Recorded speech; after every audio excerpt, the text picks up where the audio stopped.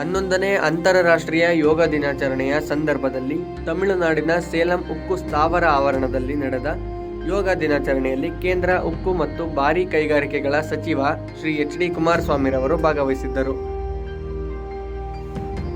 ಸಚಿವರು ಎಲ್ಲ ನಾಗರಿಕರಿಗೆ ಹೃತ್ಪೂರ್ವಕ ಶುಭಾಶಯಗಳನ್ನು ಸಲ್ಲಿಸಿದರು ಮತ್ತು ದೈಹಿಕ ಚೈತನ್ಯ, ಮಾನಸಿಕ ಸ್ಪಷ್ಟತೆ ಮತ್ತು ಆಂತರಿಕ ಶಾಂತಿಗಾಗಿ ದೈನಂದಿನ ಜೀವನದಲ್ಲಿ ಯೋಗವನ್ನು ಸಂಯೋಜಿಸುವ ಮಹತ್ವವನ್ನು ಒತ್ತಿ ಹೇಳಿದರು. ಯೋಗವನ್ನು ಯೋಗಕ್ಷೇಮ, ಸಾಮರಸ್ಯ ಮತ್ತು ಸಮಗ್ರ ಜೀವನಕ್ಕಾಗಿ ಜಾಗತಿಕ ಚಳುವಳಿಯಾಗಿ ಪರಿವರ್ತಿಸುವಲ್ಲಿ ಅವರ ದೂರದೃಷ್ಟಿಯ ನಾಯಕತ್ವಕ್ಕಾಗಿ ಅವರು ಗೌರವಾನ್ವಿತ ಪ್ರಧಾನಿ ಶ್ರೀ ನರೇಂದ್ರ ಮೋದಿಯವರಿಗೆ ಕೃತಜ್ಞತೆಯನ್ನು ವ್ಯಕ್ತಪಡಿಸಿದರು. ಯೋಗವು ಕೇವಲ ವ್ಯಾಯಾಮವಲ್ಲ, ಇದು ಒಂದು ಜೀವನ ವಿಧಾನ. ಇದು ಆರೋಗ್ಯಕರ ವ್ಯಕ್ತಿಗಳು ಮತ್ತು ಬಲವಾದ ರಾಷ್ಟ್ರವನ್ನು ನಿರ್ಮಿಸುತ್ತದೆ ಎಂದು ಹೇಳಿದರು.